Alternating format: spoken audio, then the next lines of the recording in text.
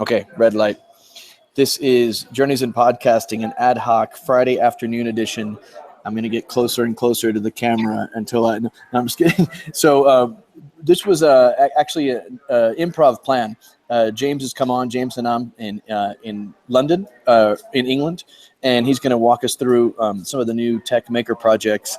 And then after he finishes giving us a presentation with his lab, we'll talk about how we think it fits into computational thinking, design thinking, the new generation science standards, ISTE student standards, and other kind of standards that incorporate collaborative learning. So, James, how are you doing, and what are you doing? Okay, cool. Yeah, thank you for having me again.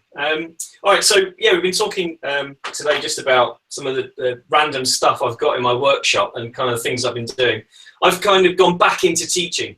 So I'm now teaching in primary schools in the UK. And with my kind of IT background and my product design background, my consultancy and my training, I'm kind of compiling all those things together and looking really at the computing curriculum over here and looking at different ways of encouraging teachers that maybe don't have the skills or the confidence in that area to actually start integrating that into their curriculum.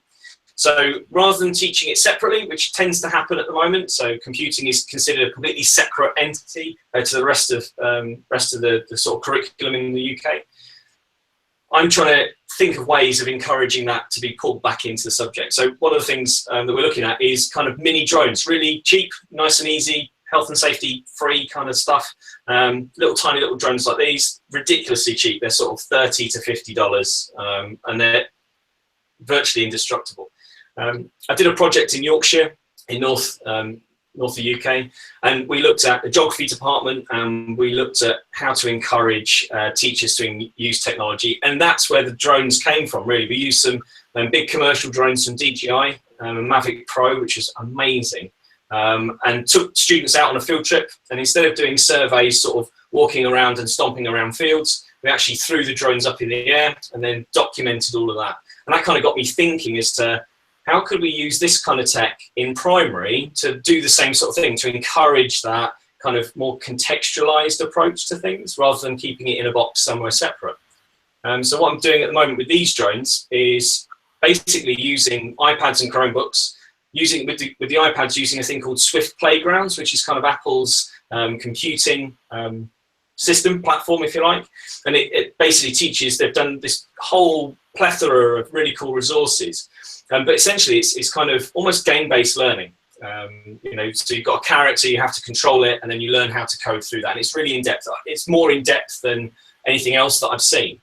But it does still stop at the kind of game-based stuff. And again, for me, it's that if we can take the drone, which is a physical thing, and then apply that, apply that to the same language, that might encourage teachers to go a bit further. So what we've done with the drones is essentially allow the app and the teacher to then sort of code and program the drones and then fly them around on various challenges, but linking it to topics that they're covering. So one class I've been working with has been covering the Amazon.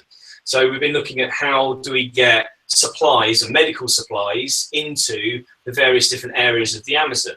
So at the moment it's all done by boats, but why can't it be done by drones? And then that kind of gives you the hook to bring it in. And what we're finding with that is that staff are more into that, more interested in kind of going, well, look, here's the hook. I don't really know how this works, but let's go and investigate that.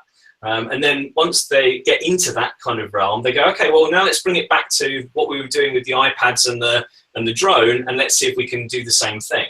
And then I've gone back in the last few weeks, and then we've been kind of questioning why or how these things are made and how they could be repaired. So that kind of then started the conversations of, okay, so let's have a look at the manufacturing methods that go on behind this. Where do we get these from? Where do they come from? Where does the circuitry come from? Essentially, we've pulled this apart in the class and kind of gone, well, this bit comes from China. We can go onto these sites and we can look at how we make those. And again, the students are really inquisitive. And of course, then the teachers are kind of going, well, hang on a second. Can we do that ourselves? It's like, yeah, we can. So the next stage of this project is to take this apart completely and then rebuild our own. But actually then you start looking at 3D printing, and then you start looking at 3D design on the fly and all that kind of stuff. So again, from my point of view, I'm kind of experimenting and constructing these projects on the go with the resources I've got, which tend to be high-end like iPad devices. So they're very locked down with their app environment, to very, very cheap devices like Raspberry Pis and Chromebooks. So again, it's kind of playing around with that and seeing what devices we can use to do that. So going back to that drone thing, these drones, the new parts that we're using, or the systems and apps that we're using to design this, are actually allow me to 3D print. So if I move out of the way, my 3D printer's there. Really dirt cheap 3D printer, probably like 300-400 quid 3D printer, can then print out all the bodywork for this, and then we can test all that stuff out. You know, it's just a whole world of kind of making. And you know, when I look back on why I do what I do now, it's all about making stuff, and it's all about kind of getting people excited about combining all these different skills into one thing. I think for me now, the hook for this is how can I encourage people to make? And that's kind of my focus now, is how do I get these things made? And James, you just a few weeks back, I was at South by Southwest in Austin, and the maker culture thing was definitely one of the main topics being talked about. So you're making me think of like three different things, and one is a discussion around agency and how it has kind of three different components. Like you have to have the will, you know, you have to want to do it. So that's that engagement motivation piece that you're talking about. And you have to have the ability to know how to like break apart the pieces, where the training in the lab would come out. And then, you know, that comes into this like sensitivity to when problems occur of where to apply these skills. And so that would be like the ultimate thing you're trying to work out. You're also kind of referencing off of, when I read Maker-Centered Learning was a Project Zero publication that came out the end of 2016 or beginning of 2017, and they discussed this Cuban guy, Ernesto Oroza, who talks about technological disobedience, that in Cuba during the 90s, during the special period, you know, they had to like remake and patch together whatever technology pieces they had. And they said it was actually kind of a way of being disobedient, of not, you know, acknowledging this kind of Sony brand or this other brand, that they would immediately look at something and be dissecting it for its parts, of like, how could we reuse these parts for other things? And if you look up Ernesto Oroza, he's got this whole like photo slides of literally all the different creations that came up out of this, like people making their own form of plastic and then forming different products out of that. And then finally, kind of like this ultimate goal of maker spaces is not necessarily what you make. A lot of these students, I'm sure, aren't going to grow up to be like drone pilots, but it's this kind of realizing the malleability of things, that if you learn that your objects are things that can be deconstructed, then the hope is that you would also apply that agency to kind of social, cultural, political aspects as well.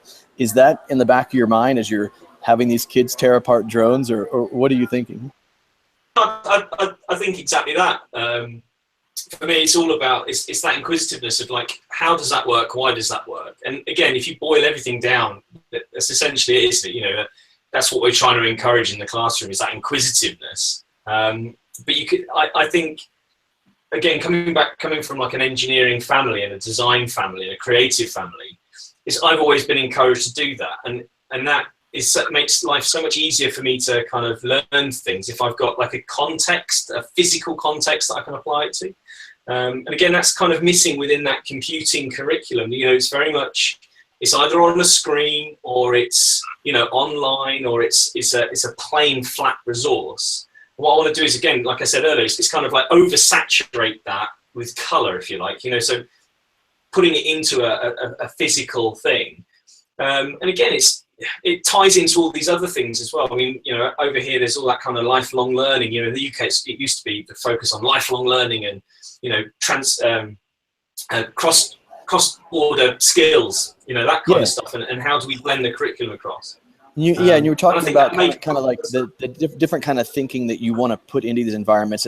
Before we started recording, we were talking about how England's kind of had the jump on this pushing computational thinking and coding into the schools and making it part of the curriculum, whereas in the States, I think we're we're still having that conversation. Although I'm sure there are pockets where this is really happening. But you were talking about this kind of cross in this design space of design thinking and systems thinking, and computational thinking as well. That it needs to have kind of all these different aspects of learning to be happening in the place. So it's not just a set of coding skills or a set of like how to fly a drone. Yeah, no, exactly that. And I mean, there was an invite on the Google educators community that went out a couple of weeks ago, and they're looking at how they apply that to the US frameworks. They're looking at doing a whole load of tutorials and sort of, I can't remember what they call them now. They're like project cards, which is almost like YouTube videos that are all linked around one topic to help staff, help teachers kind of break the back of all this kind of siloed type skill set. So yeah, no, it's an interesting one. Yeah, it's like the only way we can think about putting new things into a school is to like make a new kind of modular space for it. Now we need this maker space, which is going to be something different. Whereas the other side is we need to kind of get more, I guess what I saw happening at the MIT project of the antidisciplinary learning, where we need more teaching that goes across the disciplines. For those that have taught in like primary and elementary, I think this kind of project environment has always been a little bit there. So, there's always been this kind of, if you go back far enough, we had whole language, where we're trying to kind of find connections between things happening in the curriculum. And then I guess the modern versions of that, which are more the situated learning of project-based learning and maker spaces. But definitely like the joy and the thrill for me is trying to find ways to layer what kids are reading and writing about, with what they're doing in science and other places. Let me add one more thing, because I was just at the Ann Richards School for Young Women Leaders in Austin, and they're a maker school, but they're evolving from a STEM school into more of a maker mentality school. And one of the things their director was saying was that they really want their kids to be these problem finders, that a lot of the learning that they set up for their kids is more challenge-based learning. And while there's a lot of choice and there's a lot of tinkering, a lot of ways for them to figure things out, it's usually the problem in the learning is defined by the teacher and the institution. And so what they're trying to move more towards is a way to have the kids have what we were talking about before, of not just having the will and the ability, but having having the ability to find the context of, where to put those skills into play. Well, there's a really interesting, what you were saying about the kind of the students searching for their own problems. There's I'm trying to think of the guy. There's a guy that I follow on Instagram, and he does a toy hospital project. I'll see if I can find it after this, and I'll send you the link so you can put it in. But he basically gets his students to bring in broken toys. So like there's the one that he's been documenting at the moment. It's like these robotic dinosaur, like soft plush robotic dinosaurs. But the problem was that it didn't work. So he basically used, one kid brought it in and said, look, this doesn't work. Can we fix it? He was like, yeah, sure, we can fix this. Now let's document that. So like for the last 3 weeks, his Instagram has just been packed with these kids playing. But it's almost gruesome in the way that it's documented, because like the whole of the spine of this like stegosaurus has been kind of ripped open, and all these kind of like diodes, and all these kind of wires coming out the back, but the kids were loving it. The whole document the whole thing has been like kind of, we've been looking at the history of all of this, but we've also been looking at the electronics and the science and the maths, and then thinking about how do we sew it back up and make it even better? That's amazing. It's like the classroom or makerspace becomes the land of lost toys. Yeah, it's like what is it? Andy's bedroom off of Toy Story. It's that kind of like a nicer version of that. Well, again, if you think about it, it talks into those entry points that they talk so much about in project-based learning, because there is a purpose to the kids. Like they came up with this, it's their problem. It came from them, so that you don't have to fight for motivation or engaging the kids. They're automatically engaged because it's a problem that makes sense to them. So of course, when they go into it, they want to figure things out and make it work again. That's the whole purpose. And taking advantage of the whole process of, okay, let's look into the parts of this thing. And can I just add that's the guy who had, I think, 150 something kids in one Minecraft space. So as they rotated through his lab, all of the fourth graders were redesigning the entire elementary school literally by scale, and then they redesigned it for like what they wanted the perfect classroom to be and what they wanted the perfect playground to be and stuff. Wow, that's so cool. But yeah, Hey, that's so the thing. tell us about hatching. Tell us about hatching quail eggs. Okay, so in this example, I'm that excited student that's come running.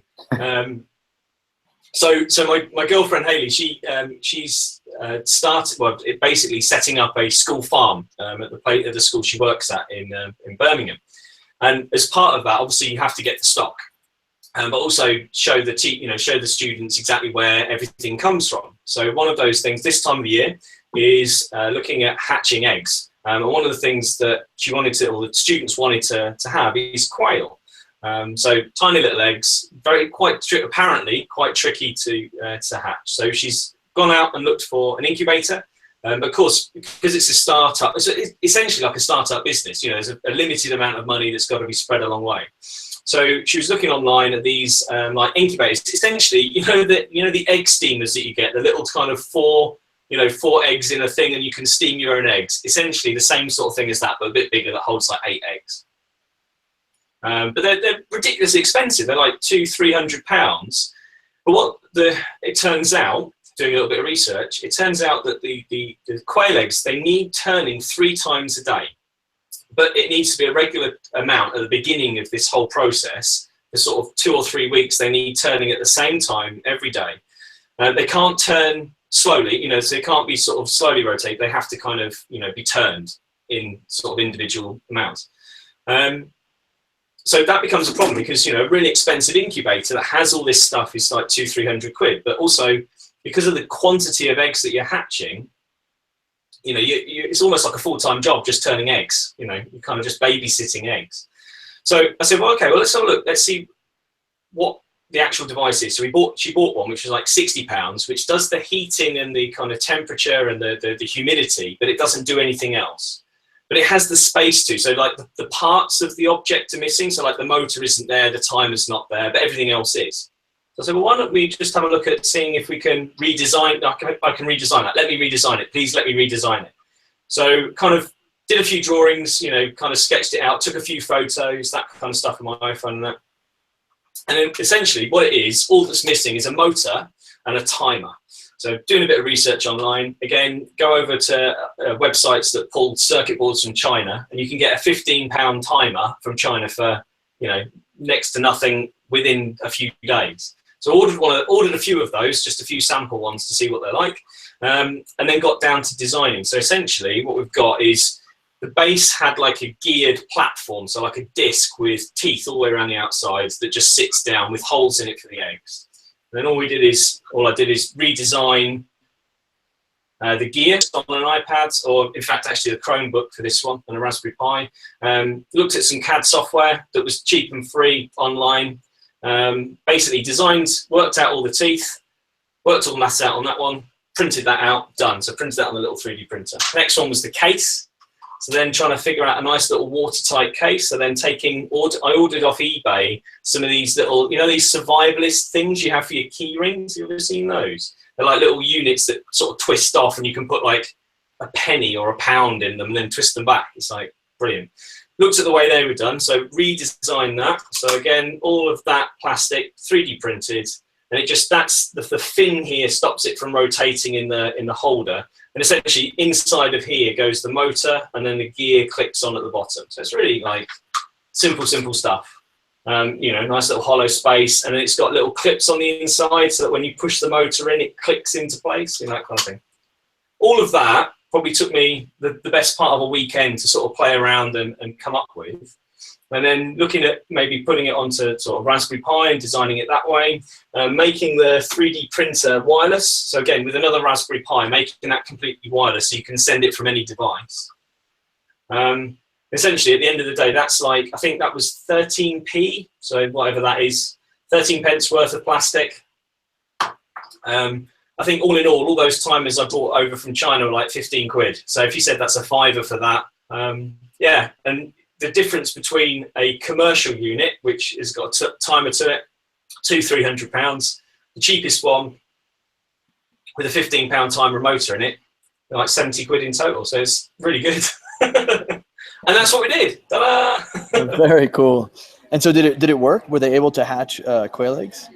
Yeah, we got out of the 8 that were in the test unit, we got, I think, 6 out of them, which was pretty good. Yeah, and in fact, actually, the day I came back from work, came back in after sort of, from a day at work, came back in the other day, and they just started hatching. So it was really cool to be able to kind of walk in on that kind of experience. That was really good. Yeah. Very cool. So there we go. I think we're looking at an angle of your lab we haven't seen on former podcasts, which is pretty amazing. Is this what you do in your spare time? Yeah, so we've converted. I mean, it's rather kind of Heath Robinson. It's basically a converted room. Not massively big, but it's got all the bits in it. I mean, all this stuff I've kind of designed and made myself. So all the shelving, all the tables, all that is just all my stuff in there. Yeah, I've got some kind of little secret-y type projects I could let you in on. So one of them at the moment is, as a teacher, I've always used like OHPs or like visualizer cameras. The problem with those is that you have to be at the front of the classroom for it. And virtually every teacher you meet now has a mobile device of some kind, be a phone or an iPad or a Chromebook or an Android device or whatever it is. And what tends to happen in the class as a kind of workflow is I'm demonstrating something on the whiteboard at the front, and then you guys go off and do it. Or I might demonstrate, get everybody around. If I'm doing like a graphics or art lesson or a practical lesson where I'm doing a practical demonstration, I might get everybody around me, do my little demonstration, and then let them go off into the classroom. I might put it up on the board as like a video thing, so I might get a kid to hold the device and then film me and do it that way. But I've always got to have something. The problem is if I want to do that at home when I'm preparing my resources, I can't do that because I've got to have like a stand. And of course, stands are ridiculously expensive, like £100 for these little plastic armature things that hold your device. So again, little product design exercise. IKEA furniture. Essentially, I think this was one of my first prototypes.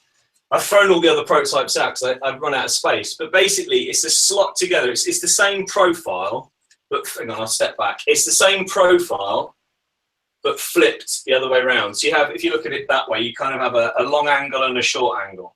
And basically, what you have is you have a very simple wooden stand that the device sits upon. So of course, what that does is the right height for the lenses of the smartphones and the iPads and other mobile devices. So it gives you the full width of an A4 page at that height. So basically, it's a nice little stable thing. Stick your stuff on the top, done. That was version 1. Quite. Again, like manufacturing time, that takes 20 minutes on my little CNC router here to cut out. Done. That actually came from, incidentally, the whole inspiration for this came from a science teacher called Joe at Moulton School in Yorkshire. And he wanted something better than what he was doing. So he was doing like PowerPoint slideshows for his sixth form students. And I said, and all the staff at that school had iPads. And so I said to him, well, look, why don't we use this thing, Explain Everything? I've talked about that before, but this whiteboard app, Explain Everything, that does all instant videos. Why don't you just record your demonstrations? Because he was incredibly neat handwriting and very kind of old school approach to talking through problems, recording his demonstrations, almost kind of, those like art programs where they show you how to paint by numbers, that kind of thing. He was doing it for his revision. And I said, well, why are you not recording that? He's like, can you do that? So yeah, it's so easy. So he wanted a stand, and he was using, in the end, I mean, he did his whole sixth form curriculum. So what's that? 16 to 18-year-old curriculum for the whole of his science course. So that was chemistry. His whole chemistry course, he did the whole thing in a weekend. And what happened was when he started, we tracked it, and when he released the course the following week, come Tuesday, the students had already got themselves 3 lessons content ahead of him because they had access to all that content. he's like, I can't believe it. I can't believe it. I was like, no, dude, this is the future. Just really simple. And we stuck it on YouTube. So then he could analyze when they were watching and not watching the video. So like where they dropped off, you know, and what bits they were watching. So he could then preempt in the next lessons what the questions would be. It's like, win. So that's where that came from. And then the next version of that is going to be something a little bit more dramatic, which is almost like a gooseneck type thing. So I haven't got my iPad with me, but this is even like easier to make. It's basically 3 pieces the same length, but basically it'll slot in, and it gives you that whole height again. So it's like a kind of gooseneck type thing. Again, just really simple, nice and cheap, nice slot together kind of design. Really easy. No, I mean, this is perfect for like every classroom, you know, where kids are doing stop motion or even recording their own work. We've done stuff like that using stop frame, where you know, kids are doing artwork or working on something, and you just like show them 15 seconds, you know, to see kind of like from start to finish. Really, really cool stuff. Are you going to market that? I don't know, probably. Yeah, I should do, and I want to, but I'm that kind of creative person where I'll do that and then I'll move on to the next thing and then move on to it. So I have all these like kind of things that are sat there. Yeah, it needs testing. It needs kind of dry running in different places. So those ones are going to go back up to Yorkshire to get tested. And we'll see. I mean, some, you know, I do like them, but then people do just use other things. You know, there's doing a bit of research into it. There's a whole Pinterest board on people that use different things for filming, you know. So it's a product. It's not massively expensive to make. It's probably £8 to £10, I'd say you'd sell it for, something like that. So you were showing me one other thing, like some kind of grabbing robotic hand or alien construction. Yes. What is this? Okay, all right. So this came from my skateboard design. So my electric longboard that I made this time last year almost. When doing an awful lot of kind of electronics or like the fine stuff, you find you have to hold 2 wires together, plus the soldering iron, plus the solder, plus the fan. You know, you need like 5 hands. So basically, you know, I don't know if you've ever seen them, like you get them with like a magnifying glass and then 2 little crocodile clips either side on like a bar that you use for sort of hobbyist painting and stuff like that, you know, when you're doing close-up stuff. So I bought one of those, ridiculously expensive, you know, and forked out thinking I'd get the best of the best, put it on the desk, and of course it's only got 2 hands, so 2 things to hold, and I wanted another 2. I was like, there must be a better way of doing this. So again, kind of looking on the internet and looking at what I wanted was bendy things that stuck, you know, that you could put into a position. And it led me to this company called Lockline. So what Lockline make is the nozzles on machinery. So like lathes, milling machines, they make the blue or black or yellow kind of tubes that push lubricant against the cutting head. But they're perfect because if you knock them, they kind of don't move, or if they do, they bend back into position. I was like, right, get my hands on some of those. So found a company that sells them, like ridiculously cheap, and bought like a length. You buy it on a reel, and then you buy these little, buy these little nozzles here separately, so they're like pence. And then basically just got some old crocodile clips, stuck them in the end. And then this is just, again, just a weighted piece. So I wanted something fairly heavy. I did try plywood, it's too light. A block of aluminium, and again, that was cut. Can't untether this. That was cut on my CNC cutter. So I've got Instructables. There's a company called Instructables that make an X-carve. So this here is the whole of an X-carve. It's a 1 meter bed. 1 meter bed, and it holds the CNC router. So basically, you know, you can design anything on there and it cuts it out. And that's what I did with this. So with the aluminium, laid it out on there, put my little design in, put my little logo in it, and then it even does threading.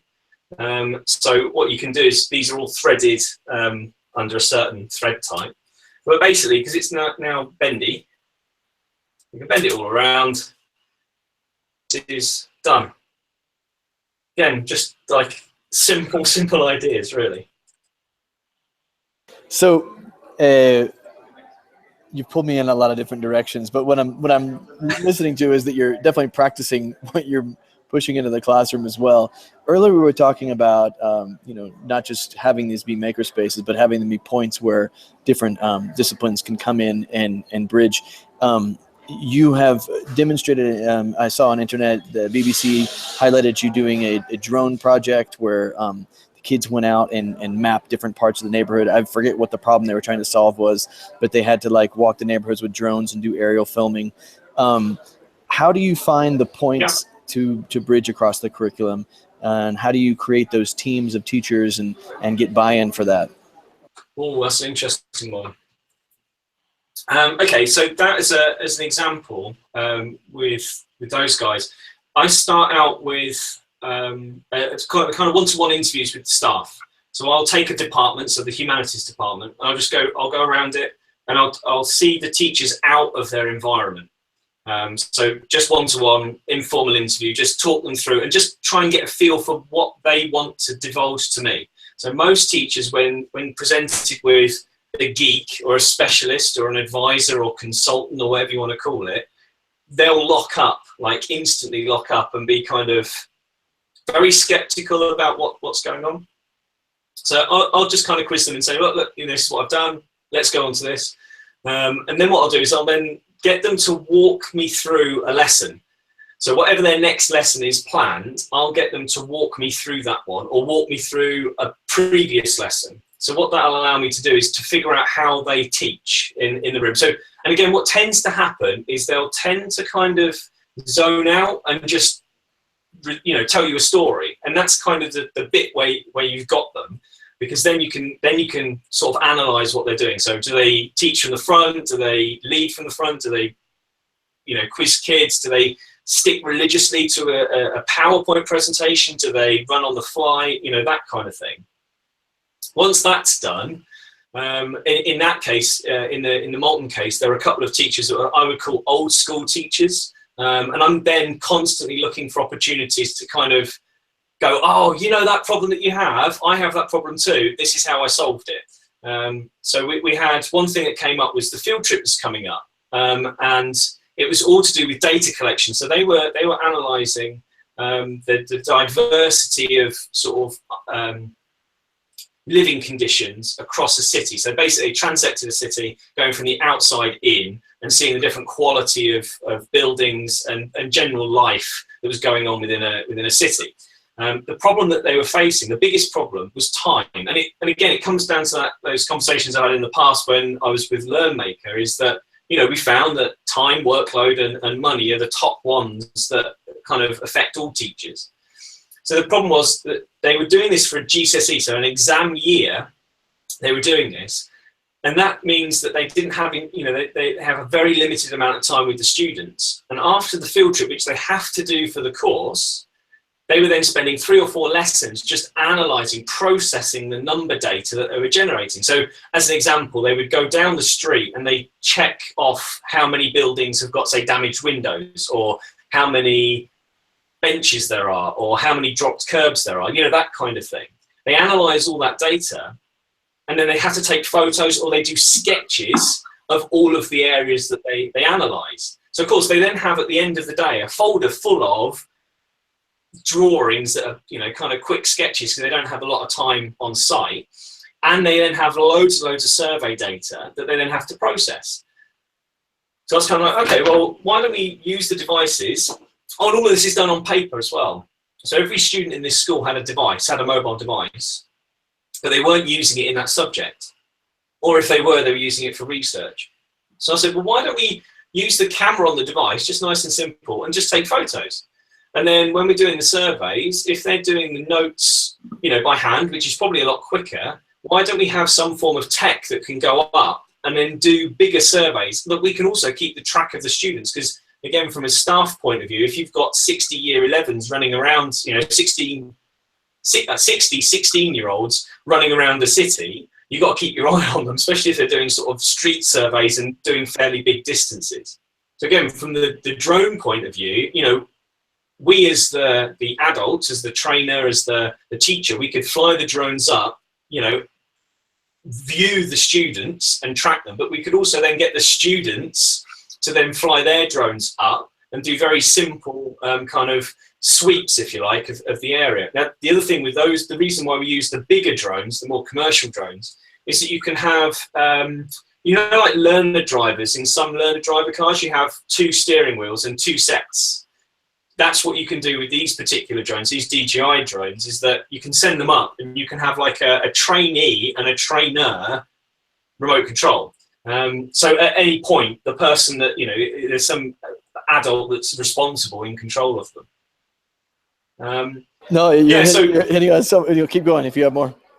Yeah, so I mean, yeah, the key thing from that then is you get, when I start going, you go down that rabbit hole and I go and get really excited about it, then you look for that kind of, are you coming on the journey with me, or are there still more problems? Generally, I find if I'm sat with a teacher doing that, because my eyes get wider, I get more excited, and I can, I can take them with me. I'm almost telling that story for them, if you like. If they're more hesitant, then there's a different game that's played with that, is that I'll then almost go to sort of like the parent, the boss, and just go, well, look, this is what we're doing. And I'll step in and just go, well, look, I'm going to show you how this works. And it's the same thing with students. It's like, yeah, I can take you to a certain point, but if you're still not following, I'm going to have to demonstrate it for you, and then you'll see. I don't know if I've kind of articulated that well, but essentially, no. I mean, definitely. I worked a position for 5 years that had a lot of overlap with what you're talking about, and a lot of times it was. I'm not sure if I did what I think you're describing as kind of an ethnographic approach of going in and finding their comfort zone and have, I especially like this thing you said about getting them narrating. A lot of the kind of ethnographics trains is like, it's all in the story. If you can just get them telling a story about their class, then you can glean from that, what they're really thinking.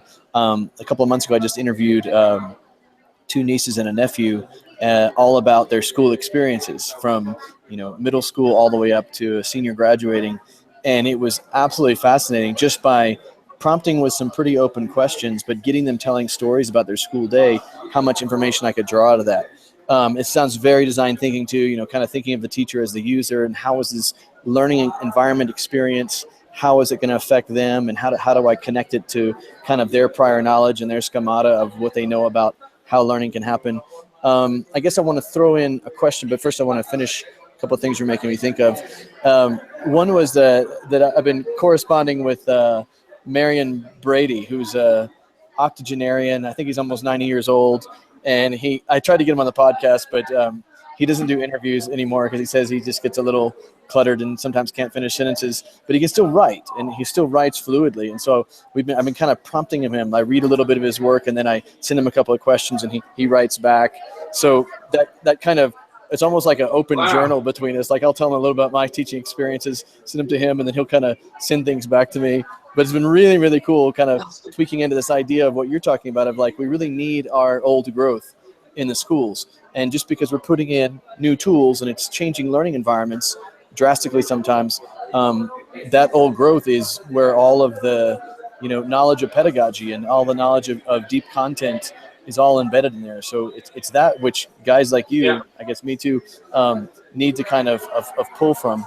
And then another thing I want to talk about was like kind of opportunity cost of time. How do you show that the learning product is better? That when we do this, when we do take kids out and have this, I just read an article about this term called sousveillance, where a lot of the new technologies are creating this watching of the watchers, where you have kids flying drones, so like you're watching them while they watch you, and it kind of keeps everybody in check.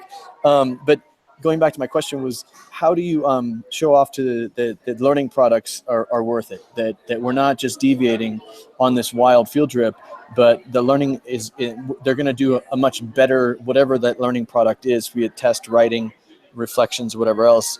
How do you show that that's better than what they were doing before?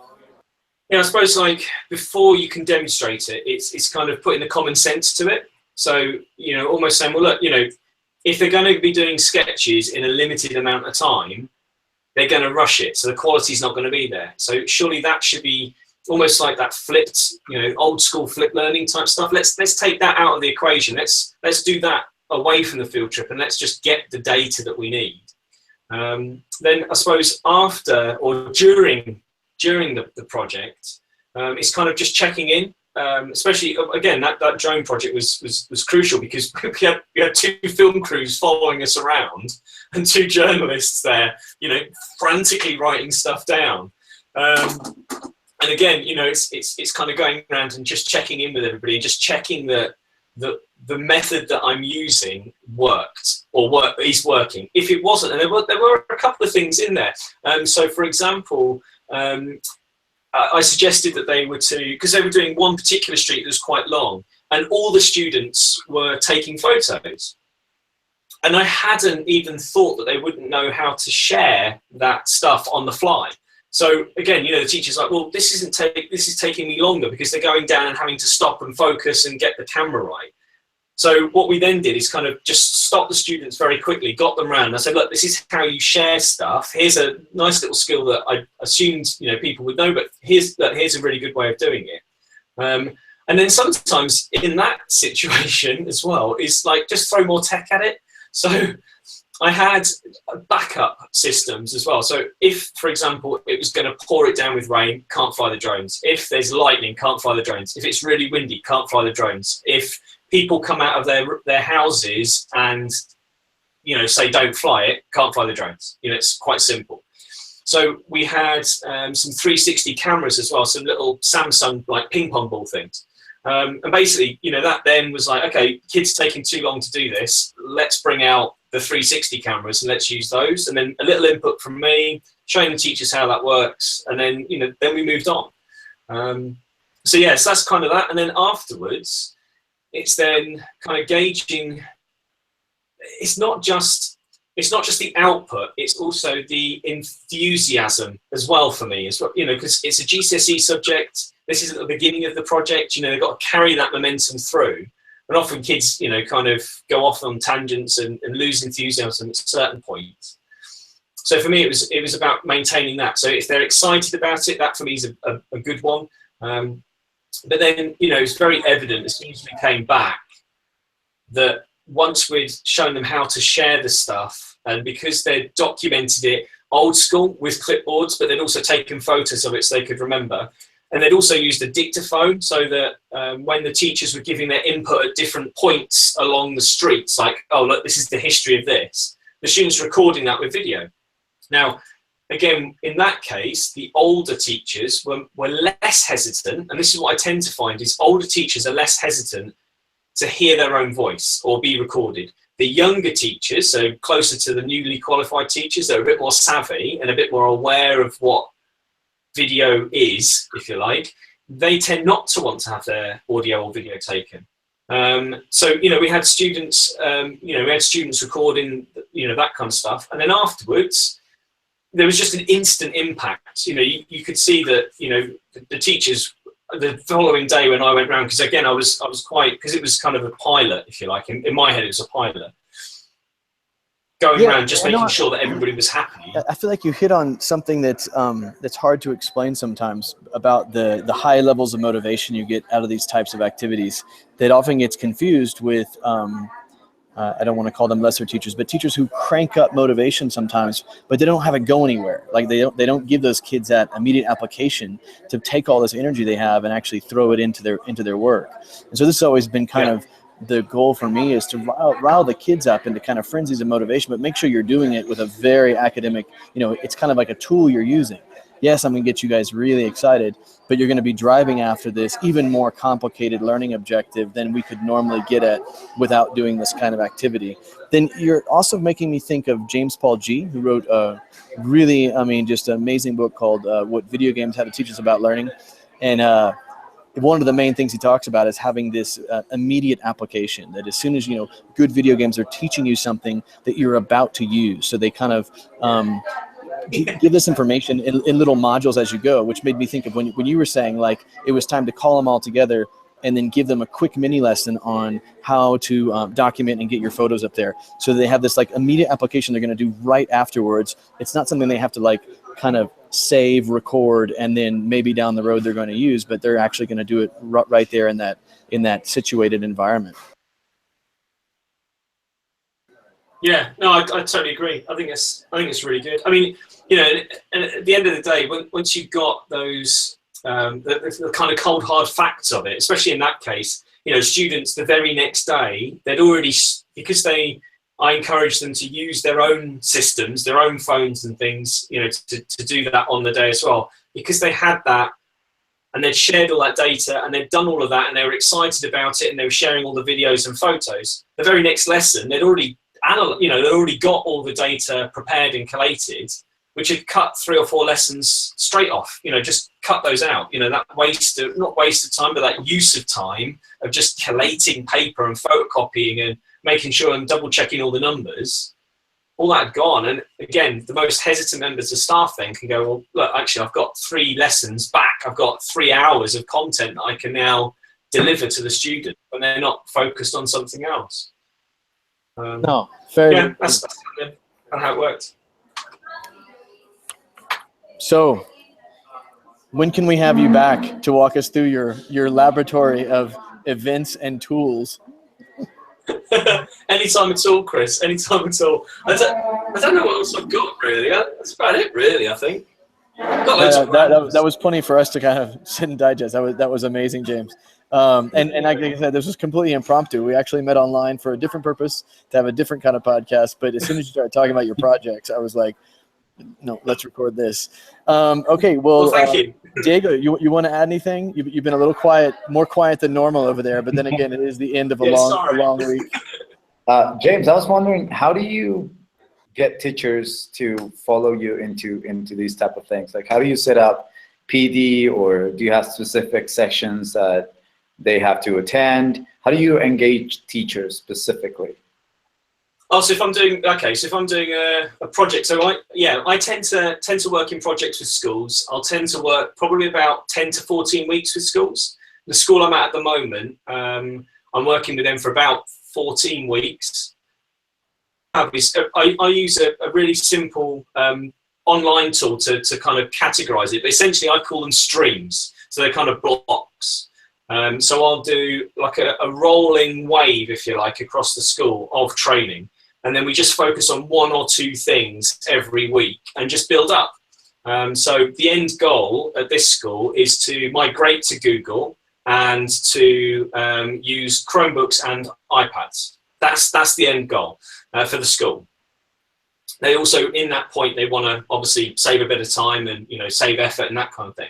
So it's then bringing all those streams onto line. So, you know, the staff training will be, for example, next week, because I've planned that out today. So the next week will be 2 of the apps, so Google Gmail and Calendar, to get all that communication going first. So rather than looking at the files and folders for personal, it's about the communication for me, because once that's in place, people know how to use it, then I can start putting all the support systems behind my comms. So like my videos and tutorials, I can send them out. And then it will be then the kind of personal productivity, so their planning and preparation. And then after that, it then goes to delivery. So kind of how they deliver their curriculum. Then I'll go and analyze that and then figure out, and that'll be completely individual to the teacher. So it might be they use a whole lot of PowerPoint type slideshows. So I'll look at different ways of doing that. Then on top of that, so that's like teacher PD, if you like, in kind of a wave format. And then we have SLT, so they'll always be a week ahead. And again, the reason why I do that is to hold them accountable and to make sure that all the staff see that they're accountable. Because again, it's very easy for somebody to kind of go as a leader, look, you've got to do this. But unless the leaders are demonstrating it themselves, then there's no point. Then there's parents. So then we do like a parent engagement type thing. So they come on probably 2 or 3 weeks in and make them aware of what's going on. And again, because especially with the particular school that I'm at the moment, they've got a very high English as an additional language or EAL parents. So, you know, not native English speakers. So the kind of communication is fragmented, to say the least, but also the uptake and the kind of participation of parents. So we'll get systems in place so that they then get kind of training themselves, and they get kind of logins and systems. And then last but not least, you then have the students, and then also the governors. So they'll come in on this as well, and then the students will have training, if you like.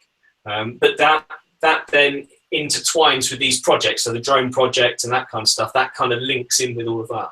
Yeah, sorry, I want to cut in and ask one thing, and that was kind of like, how do you not just get caught up in just the basic logistics of the application of like Chromebooks and getting onto the Google Apps for Education system, that it doesn't just become this kind of substitution where everyone just starts doing the high accountability things we've always done in school, but now they're doing it digitally. How do you then sell all of this wild shift from the normal learning environment?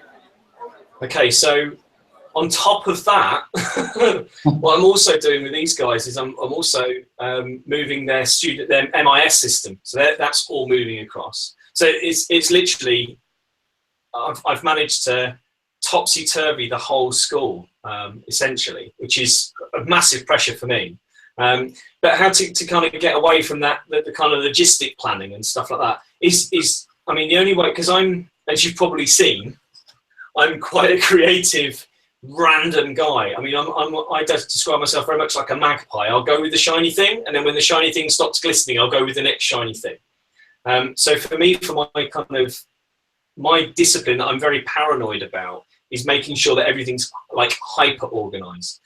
So all of that stuff goes into that Meistertask system. And again, it's a completely free system, and it's just like online. It's on every device.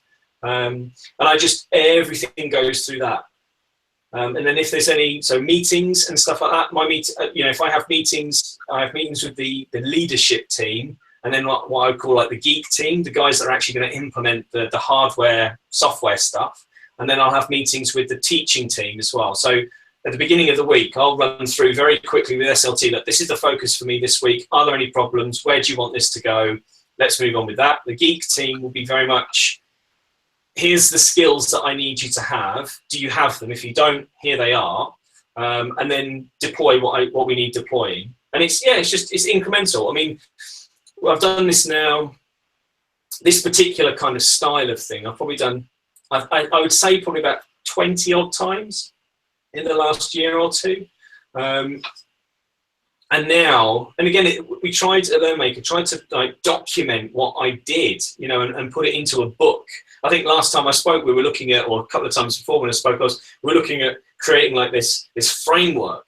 The difficulty is like, I've got years of that built in my head, and trying to push that out into a book is nigh on impossible.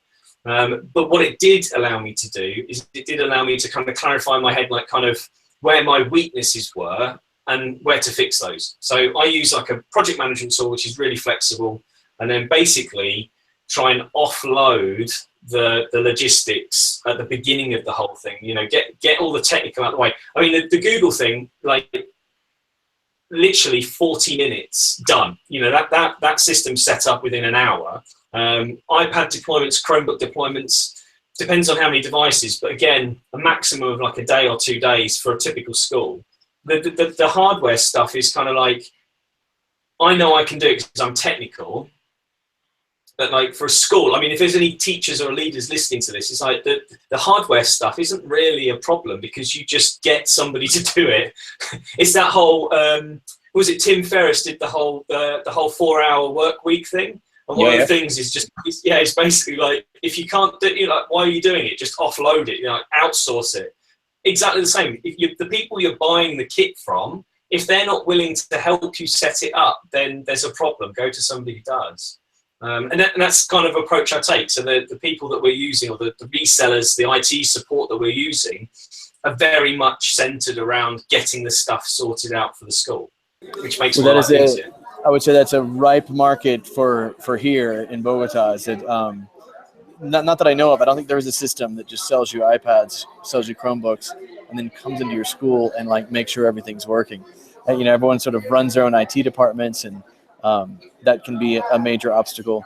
Also down here with the licensing things, with like volume purchasing, it hasn't reached here yet, which is a big disillusionment for a lot of us who were, we're still gung-ho Apple, but it definitely tarnishes the experience a little bit when the products that you think are about to overflow into here, and then all they've sold us are the devices, but without all the cool management stuff that goes with them. So there's still great things to have, but I see what teachers are doing in the States, teachers are doing in England, and it's kind of disheartening that like we can't get our hands on those same things as well. I'm sure it will come eventually, but it's definitely been kind of an impetus. The States is a completely different ballgame as well. Like, I mean, I'm saying a handful of devices because I've only ever really dealt with maybe thousands of devices.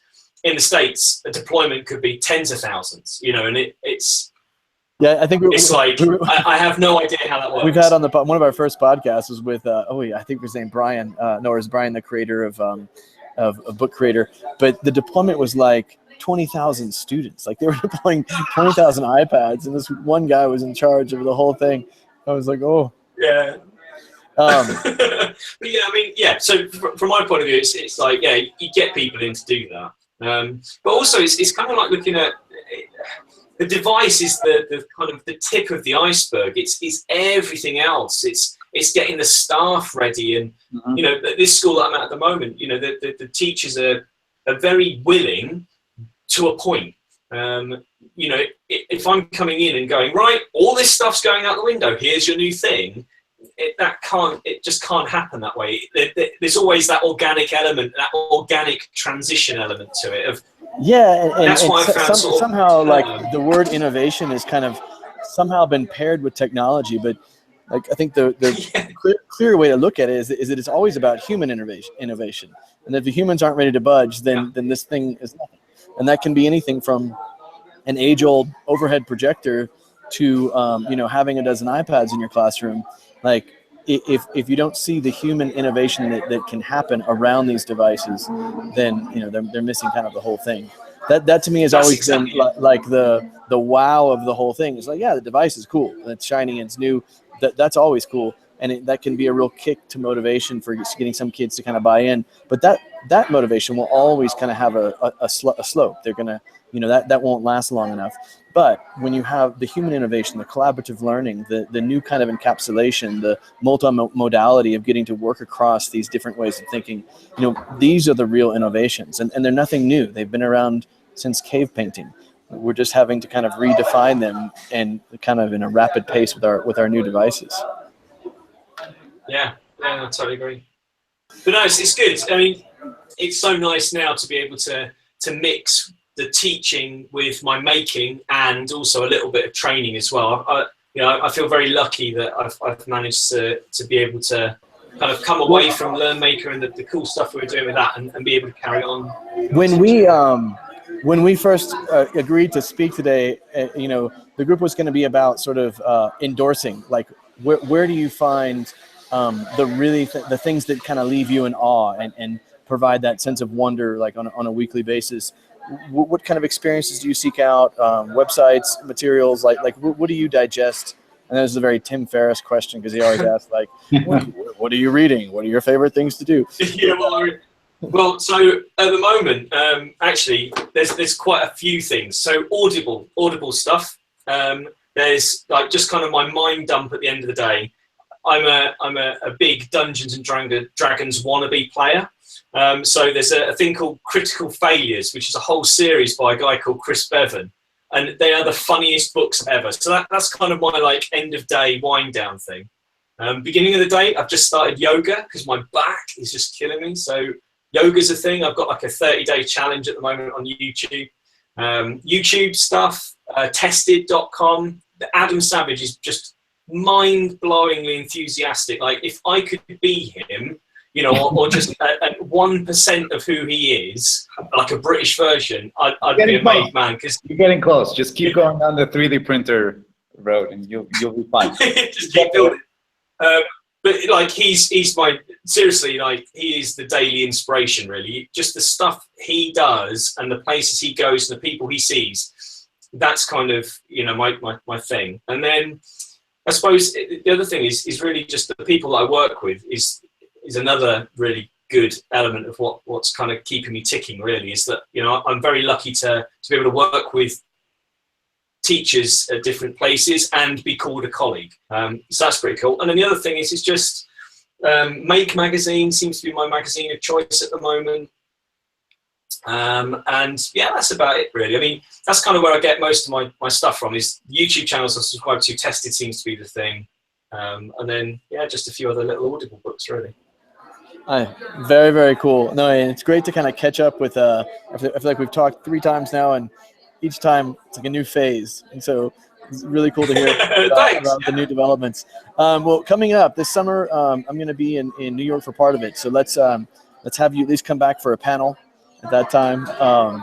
And yeah, no, and we're still going to do, if anyone was kind of listening to this thinking they were going to hear endorsements, we're going to do that next Friday. So it's going to be a really quick, just like 15-20 minute session, if anyone wants to kind of jump in for that. Well, you guys stay online. I'm gonna disconnect here, but we can still chat for a few minutes. All right. Cool.